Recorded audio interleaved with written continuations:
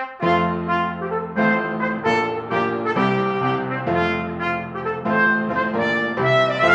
everyone, thanks for joining us for Politically Incorrect Knitters. I'm Deplorable Knitter, and I'm joined as always by my fabulous co-host, Ann Pinkava. Hey Ann! And Hello. and this week we're joined by our special guest, Athena Forbes from Knits and Knacks. Hey Athena! Hey guys. But before we tell you who she is, we've got some business to attend to. So first off, Ann has the winner for January. I do. The winner of last month's giveaway is the Icy Blue by Chicken Lady Fiber Arts, which is on sale right now. And it is Pinecone Knits is the winner. So yay. Yay, congratulations. Um, Okay, Pinecone Knits, make sure you email us at politicallyincorrectknitters@gmail.com so we can get your prize out to you. And everybody, make sure that you comment this week for your opportunity to win some Neapolitan yarn, which is very lovely, from our sponsor, Chicken Lady Fiber Arts. You can use the code Chickadee20, PIK, for 20% off in her store this month.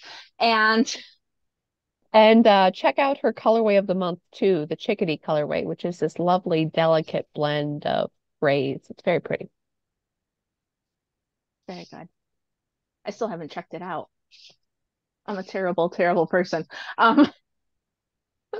So this week we're very excited. We have Athena. You guys may have met her our first time around with our holiday trunk show. She came on and talked about her knitting, but today we get to meet her in depth and find out all about her.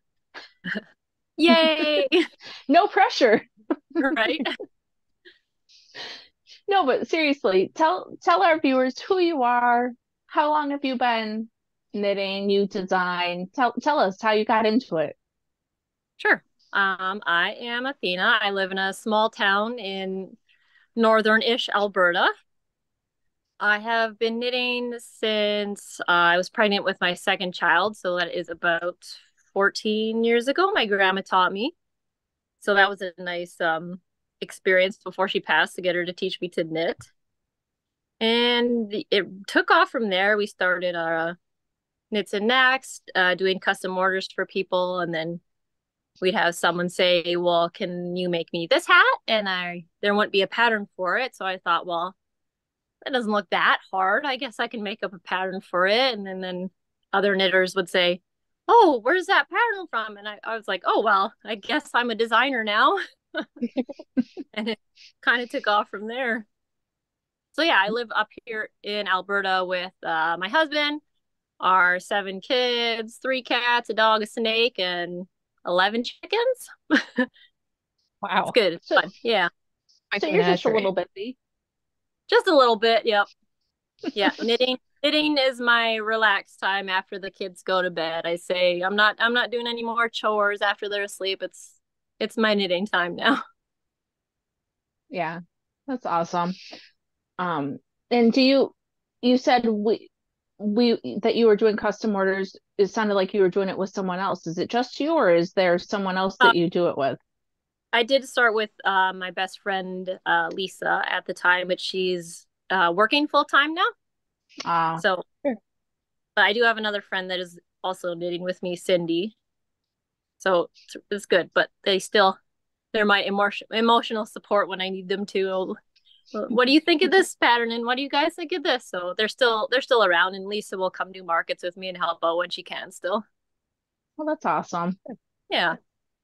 Very cool. I was about to say that one of the interesting things I find about your business is that you're kind of a production knitter. A lot of people are like, "Oh no, I couldn't possibly knit the same pattern twice," and you're like, "No, man, got to go to market. Gotta make all these."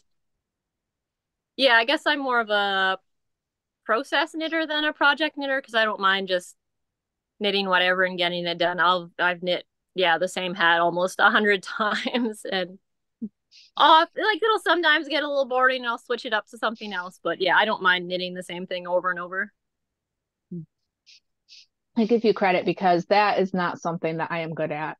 I mean, I tease Anne all the time. She makes those swatches of a logo 1,700 times.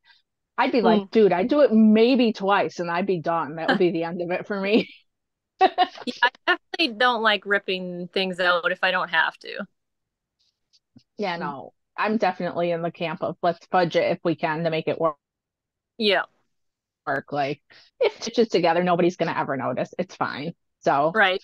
unless it's my mother, she always notices my mistakes. But that's That's what moms are good for, right? just that's why I was showing her a design I had worked on. And I said, "Oh yeah, I did 3 rows of it." And I showed her a picture, and she goes, "Oh look, there's your 3 rows." I'm like, "Really? You were able to pick that out of my photo, but thanks." Nice. But that's so you do a lot of markets, you sell patterns. Do you ever We sell have, your finished stuff online, or is that just you have to see it? yeah, we've slowed down on markets since the whole COVID stuff, so we haven't done a ton that way, mostly smaller local ones. We used to do bigger ones, like multi-day markets in the city of Edmonton pre-COVID, but now it's just mostly smaller local markets. And then I do sell off of my website as well. I sell finished hats. Okay. I should know that, but I think I've only ever browsed your patterns on it. The good stuff, right? You had a look. And speaking of patterns, that one of the things that kind of originally brought you to my attention was after the Canadian trucker convoy that you Mm. had a hat pattern that you put out, the We the Fringe, and Yeah, yeah, and yeah, I Canada actually Strong and Free. have that one here. I don't often have all my finished hats with me because I sell them or give them away, but yeah. This one I offered up as That's a nice one. a free pattern just because with the We the Fringe, I didn't know if that was like someone copywrote that or trademarked it. So I was like, nah, Sure. you never know with that stuff. Yeah. I happen to be a test knitter on it. I never finished my hat, but I did get through the whole chart. So that And the counts for chart, something, I think. I know. that's the important part, right?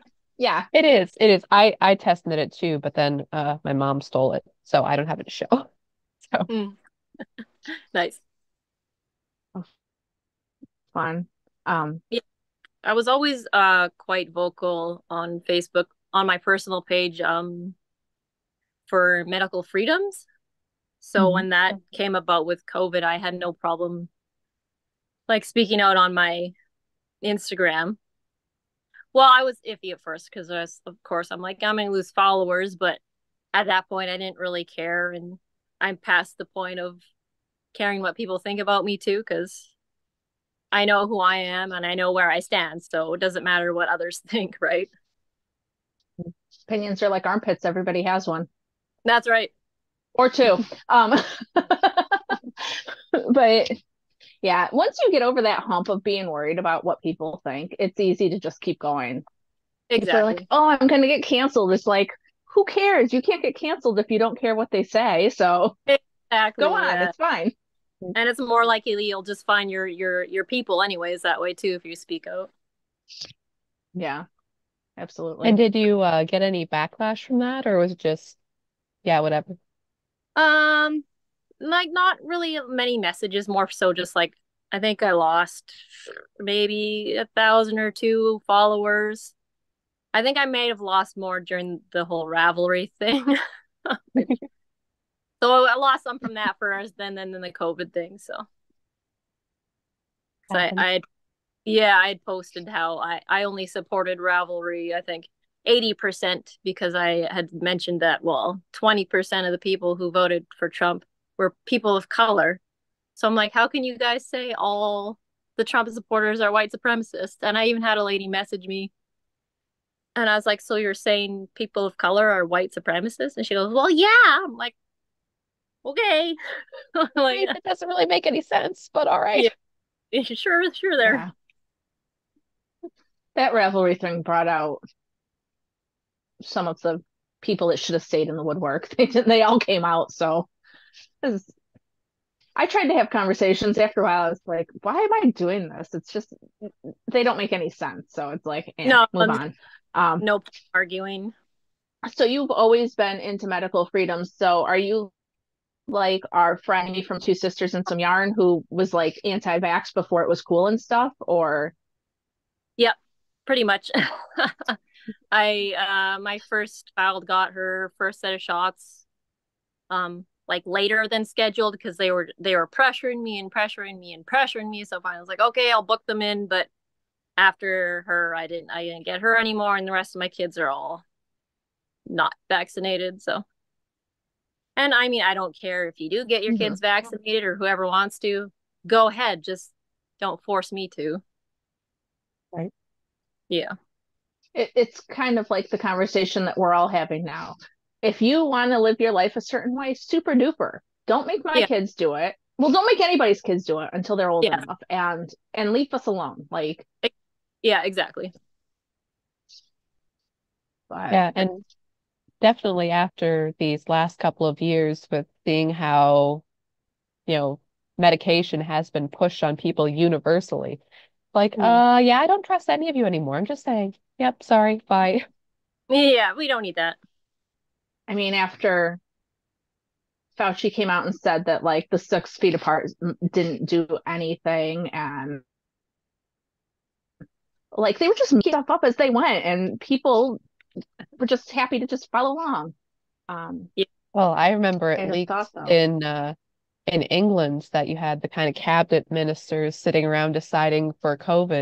And then they're like, okay, how many people should we limit to get together? And they're like, well, 4 is too small and, 10 is too much. So we'll go with 6.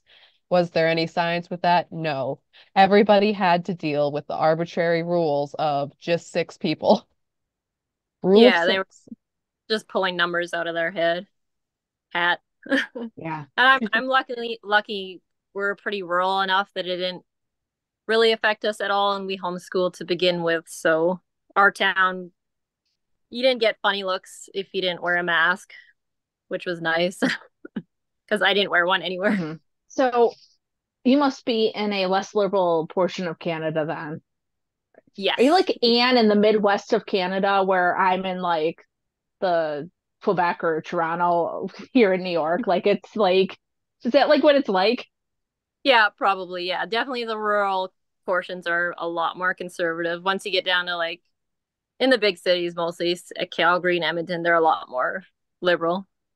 Yeah, here I couldn't get away without wearing a mask because it was New York. Like Mm. everybody was just up in arms, and like the doctor's office and the like I didn't wear it a lot of places, but there were some places I could not go into if I did not have one. And it was super frustrating because it's that choice thing. It's Yeah, I think I wore it like 2 or 3 times when I had to take my kids to the dentist. And I walk in without it when they're like, you got to wear it, blah, blah, blah, blah, blah. I'm like, oh, okay, I'll put it on for 20 minutes so my kids can see the dentist. Like I was more wearing it for them than me. so the dentist is the one that killed me the worst because my dentist office made me wear a mask inside of it, and then they were inside my mouth, and I am like, so what was the point of this? Like at least Right? you were with your kids, so like Yeah. you weren't breathing on them because it was your kids, but like I just some of it there's like Anne said, they were just making stuff up. Yeah. You have to wear a mask into the dentist, but then once they're in your mouth, there's no chance of COVID, so it's fine. Nonsense. Sorry, I mean get back on COVID, but so you've always been big on medical freedoms, and then when the trucker thing happened, that's when you decided to kind of get a little bit more outspoken, I guess. Yeah. I think it was like 2021. I was basically like, well, I don't, this is, this is the real me, you guys on Instagram. I just mostly posted in my stories anyway. So I was like, if you don't like it, see you later. Right? Yeah, This is what I stand for. Yeah. Mhm. that's cool. I had a few people block me, like a lady that I think I designed 2, 3, maybe 3 patterns with her yarn. And I bought Oh, like a hand dyer or indie dyer from Edmonton, and I'd done a few patterns with her yarn, and I've bought multiple skeins of her yarn. And all of a sudden, I tried to tag her one day in one of my photos. I'm like, oh, I can't tag her anymore. What the heck? And I'm like, oh, okay, yep. she blocked me. Whatever. Like, well, guess that's not working. Yeah. Oh, it's so wild. The stuff that stuff just kills me. Like, we can't be friendly anymore if we don't see like completely eye to eye. Do any of your children knit? Yes. My oldest does a little bit, and my second daughter knits a bit more. My oldest likes to crochet more. That's funny. I have one kid that knits and one that crochets. I wonder why that is. Don't like to do the But same thing all the you time, I gotta, guess. yeah, you Yeah. gotta train them up now so that when you need help in your business, you can call them in. Right.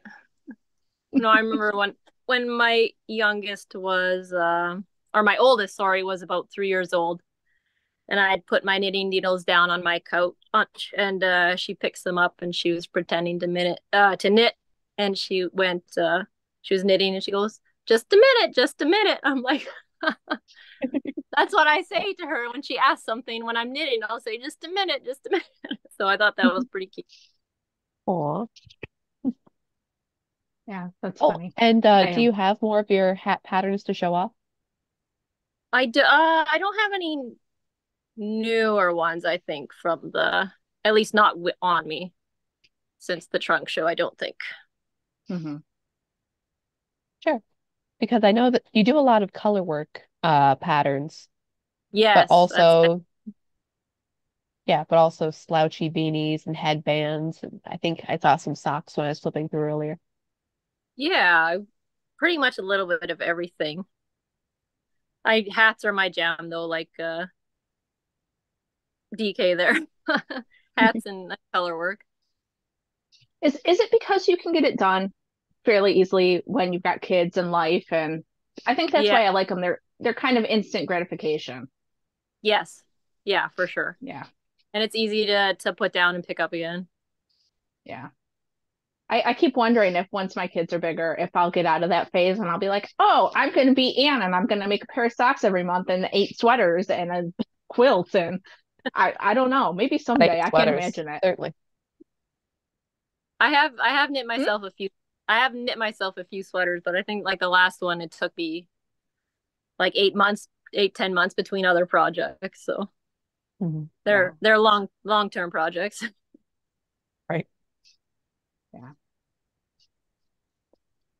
But didn't you make a nice swan show too? Or was that not? No. Maybe it was just a sweater or a shawl. Dang, I wish I could remember now. I meant to get it, but then I knew I wouldn't knit it. Oh yeah, it was like a wrap triangle shawl kind of Yes, infinity scarf. with the different colors, right? Yeah. Yeah, I'll put a picture of it in. It's fabulous, so people Thank can you. see. Um, Maybe one of these days I'll make one of those. Um, but Oh yeah, our Alberta premier, which is like the equivalent of US governor, I believe. She just made an announcement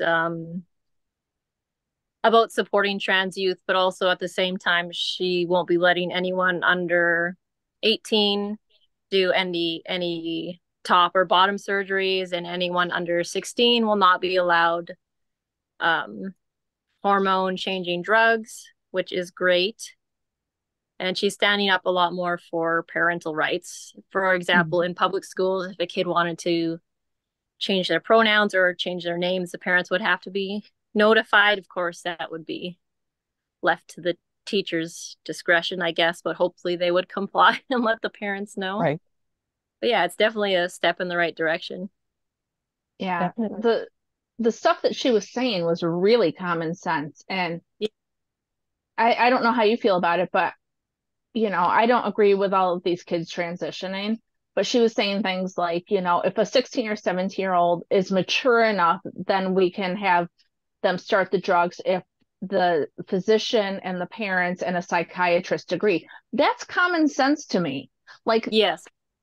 I think that that's part of why people are so mad about the whole trans thing. It's not just that we hate trans people, it's that like it's so secretive. Like, if it's a good thing, then why are we doing everything in the dark?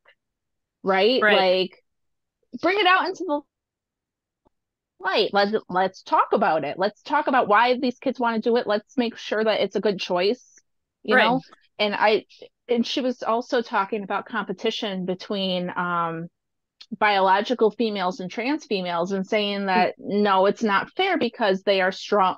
Trans females are stronger and faster and built differently than biological females. So we'll find a place for them to fit in so that they can also compete, but it's not going to be against the girls. Yes. Like, Yeah. it was just really common. I felt like the whole thing was super common sense. Like, this isn't stuff we should have to even talk about. Like, it makes sense, Right. You would think. right? Right. You know? And I was about to say, and with the part of it being so secretive is that you hear from a lot of detransitioners too, that, that they're like, oh, but it wasn't informed consent. Like there was one Mm. gal I was reading, and she said that, I had a great singing voice before. And then they said if I took testosterone, my voice would just go lower. And her vocal cords were completely fried.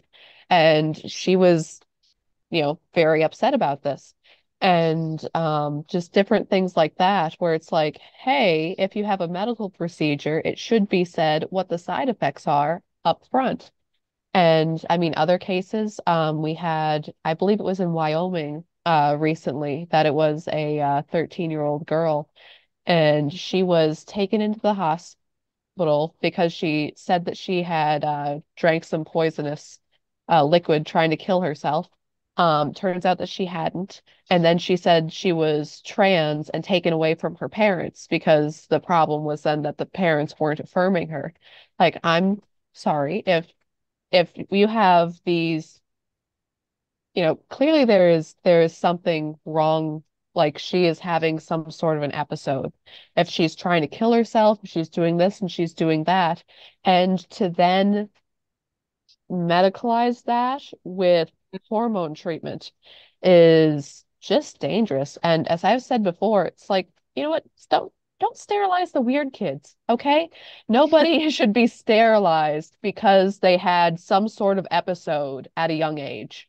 If they, going forward in future, informed consent, the rest of it, which there really isn't a lot of, but that people need to know the consequences of these things, and we can't be so flippant about it. Yep. Yeah, I actually knew a young lady a few years ago. She came into my life as a male who had transitioned. But she's actually, I think she transitioned when she was 16. I think she's around 20 now. So she had transitioned to a male. She got top surgery, but she's now in the process of detransitioning, which is so many transition to try and fix a problem, like it could be depression or whatever, and then they find out it's not fixing the root cause, I guess, which is sad. Yeah. Like you said, it's, they're kind of going after the weird kids. Dude, I am so glad I grew up when I did. I was always fairly feminine, but I never fit in. I was the weird kid. I mean, like, and you see all the stories about like the very tomboy females who are like, thank God they weren't doing it when I was a kid, because our friend Birdie, I think she said that she probably would have ended up transitioning because she liked to be like her brothers, and she'd like to be rough, and and instead of just being like, hey, that's a tomboy, she has brothers, they're like, oh, you must be a boy. Like, it's not the answer to we're not having the same conversation. That's not the answer. Like, you can be different things. It doesn't mean that you're a boy or a girl or trapped in the wrong body. Or I remember when that was a joke. It was in a movie. A man trapped in a woman's body. I think he was in a teeny tiny spaceship and he went in somebody's body. Do you remember that movie? No? Everybody's looking at me like I'm insane. I'm old. That's fine. is that Osmosis Jones? Maybe I remember watching that in junior high or school. Maybe. I don't know, but yeah. Anyway. Sorry. No, but no, it sorry. No, it just again, it was another thing from a detransitioner that the idea of, dead naming, that you're not supposed to mention the person's previous name, but in a certain sense, it's like you want to bury your old self, and to put the thought into your mind that no, I hate who I am. I can't stand who I am. I want to be somebody completely new, and that will make things better. And then finding that wherever you go, there you are. And now there you are with these additional medical problems, and trying to claw your way back from that is a very difficult thing. Yeah, exactly. Anyways, that's depressing. No, but it's just messed up. And I feel weird saying what a great job this woman did about talking about like normal stuff. Like, no, you can't just do random medical stuff to your kids. Like Right. That should just, everybody should know that. Like, come on. Yeah, they should. Yeah. We had one representative for Edmonton. I think I don't know if she's trans or just like gay, but she was crying about her decision. And I think it was Gays About Groomers had posted a little meme, and so said, imagine crying about kids losing the right to chop off their body parts. And I was like, yeah, exactly. Like, yeah. And you know what the weird thing is too about the whole trans thing is, like, if women get like prophylactic mastectomy because they have the BRCA or whatever, like they get flack for it. But I bet you if they went and said, "Oh, I had it done because I'm trans," everybody would be like, "Oh, great decision." You know what I mean? Like it's so messed up. The double standard, yeah. Yeah. Like some people have legitimate reasons for doing certain things, and they get, yeah, like you said, it's a double standard for sure. So, back to the knitting. You said that after COVID that the markets and shows that you went to kind of slowed down. You see that picking up, or do you think that it's just more of a dearth now? I think it's more a little bit on my part too, especially since I have more kids getting of school age. So I'm homeschooling 5 now of my 7. So it gets to be a lot more work for me. So I just don't have as much time as well to make the quantity needed for the bigger markets, which is fine by me. Sure. So it's nice staying to more local markets, smaller ones. Mm-hmm. Yep. Slow down a bit and keep it in your back pocket for later. Exactly. Yeah. I had a lady order 100 hats with like pointer dogs on them because she has a shop that specializes in like accessories and people for people who love pointer dogs. So she said, "Can you design this hat for me?" She had found a picture of my moose hat, and I have a hat with a bear on it. And she, "Can you make something like this but with these dogs on it?" I'm like, "Yeah, I could do that." And then she says, "Can you make like 80 of them for me?" Yeah, I can. I'm like gonna need, I think it took me 4 months, but she gave me lots of time to do it. Wow. So yeah. Still, in 4 months, 80 hats. That's impressive. I think I made a spreadsheet and I was like, I with 7 because you have time. Yeah, I need to have 5 hats done a week to get it done all on time. So it worked out. Wow. That's impressive. Something. See, I would have lost interest. I don't care how she could have been giving me $1 million. It would not have mattered. I would have gone. I would have, like halfway through, I would have been like, I'm not doing any more of these. Forget it. I had to call my friend Anne and tell her to help me. It did get a bit tedious towards the end, but luckily she had picked like 3 different color combos, so that helped. That's nice. So when you can at least swap the colors out after a bit, if one's getting a little dull, kind of trick yourself into thinking it's new. Exactly. And I'm sure after doing that many too, you had it pretty much memorized. So it was probably fairly rote, like, oh, I'm on this row. I know it, you know what I mean? Like when I That's was doing all this. yeah, it was a bit more complicated of a chart, so it wasn't completely memorizable, but by that point I'd pretty well got it down. Yeah. Yeah. When we were doing the stop the steel hats, those once, but that was words, so it was a lot easier. But well, yeah, once we Yeah, got those going, it was like I would reference it, but I didn't need it for every row. Like, you know, yeah, it kind of goes faster, which is nice at least. yes. But so now I want to ask you about homeschooling. I know Okay. I've gotten, I interviewed somebody that was a homeschooler and I got all these comments. We don't care about homeschooling, blah, blah, blah. Too bad. I want to know, how do you No, you care about homeschooling. We're talking about do homeschooling. five Yeah. things?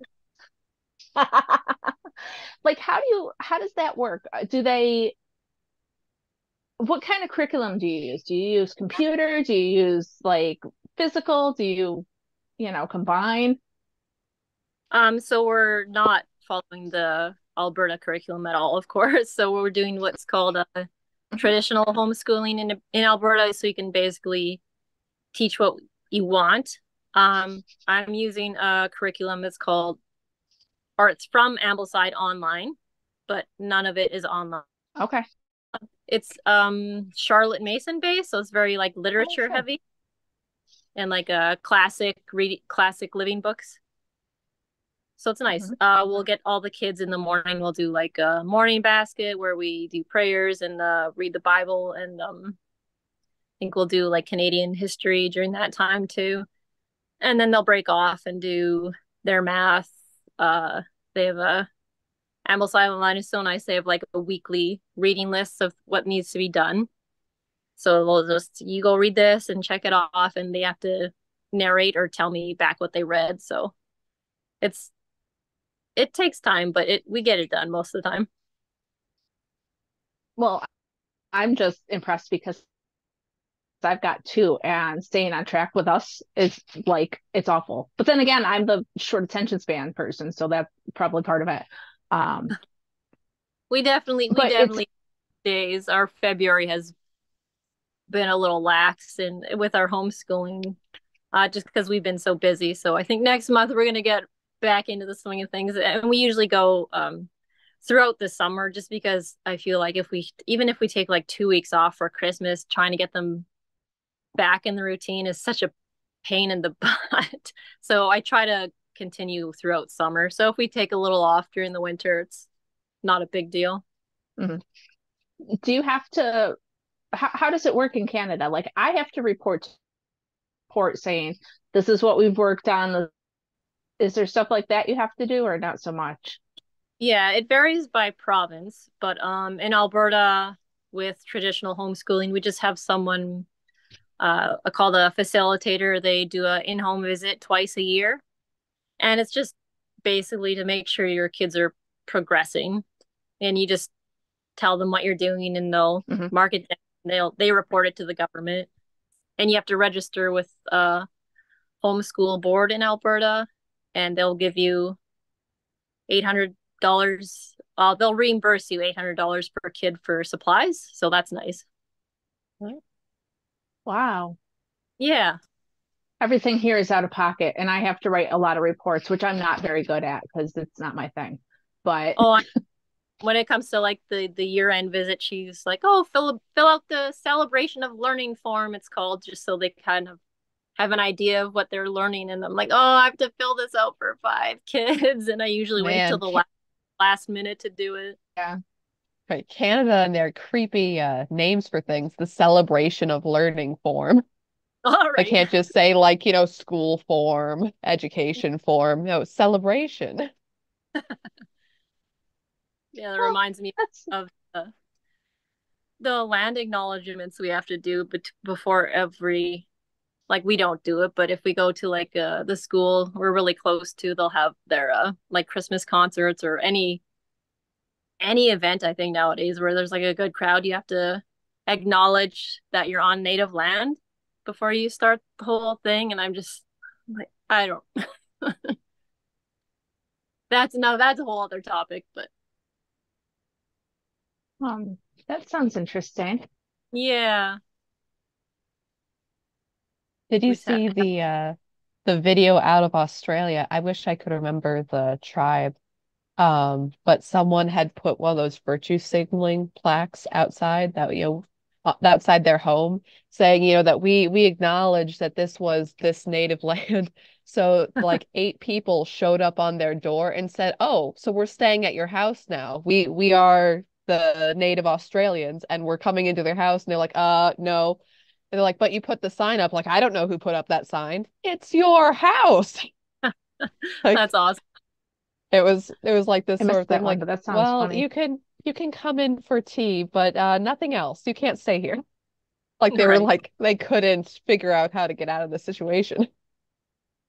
Yeah, that's kind of how I feel when they do the land acknowledgements, they're called. I'm like, well, I didn't steal any land. It wasn't me. I'm like, I know it was a crappy situation back then, but I shouldn't have to It's apologize for it now. it is what it is Right. now. Oh, it's like Yeah. all the reparations here. Yeah, that's You basically. know, all those boards that like California did it. So then, of course, my state's like, we're going to get a reparations board. And I'm like, of course we are, because it happens. And it's sad, like you said, but also it happened. I wasn't there. You weren't there. Like, let's move along now. Yeah, Mhm. exactly. Yeah, there was a But recent post online. It was somebody flipping off Mount Rushmore saying that this is all stolen land. It's like, yeah, by stolen you mean conquered, because the Sioux conquered it from the previous tribe, from the previous tribe, from the previous tribe. And there was wars and fights all across America by the local tribes. Okay, who are we going to give it back to then? It's like, well, sorry guys, you lost. And I'm not saying that everybody was happy, but also you lost. And you're certainly not giving up whatever tribal rights you have now or any money coming in from our government. So if you could just like, Right, exactly. and and even, I that mean, is why you're my favorite, because you're like, well, sorry, but you lost, so move on. eventually you gotta say, well, we lost and we're gonna move with the future here. No, but I mean, in Canada, that all of the issues that you had with the schools, and they were saying that there was, mass graves off to the side, and then later it came out of no, no, they weren't. That it Really? wasn't anything that they had been represented, but it's still the apology tour, and there were still churches burned over it, and there were all these different issues, and the truth comes out, and we're like, well, we're just gonna keep on going with the lies we were peddling to begin with. Yeah, the truth came out. We won't talk about that though. No one needs to hear that. Yeah, that's not important. Yeah. Yeah. Yeah, because that was a big thing like two Hmm. years ago, right? Like all the hundreds of students, and Anna and I talked about it at the time, and we were like, well, if it's a residential home, yeah, over 100 years, probably students did die. But also, once it was over, like nobody ever said, oh, hey, my bad, like we were wrong. It just Yeah. like went away. Just like so many other things. Oh, we don't want to talk about that anymore. So we're just gonna push that to the side. People will forget. Right. We live in short attention span world now, so it's fine. Yeah, exactly. Oh, But is there any other horribly controversial topic we have missed? I was gonna say I actually don't watch the news as well. I've never watched it to begin with, but I would get my news through like Facebook, through like Rebel News or Instagram. But Canada put in the law like half a year ago or a year ago, maybe now, that Facebook and Instagram is not allowed to show any news at all. So I'm not so up to date on all my political news. I just don't bother to go and look for it anymore. Wow, that's rough.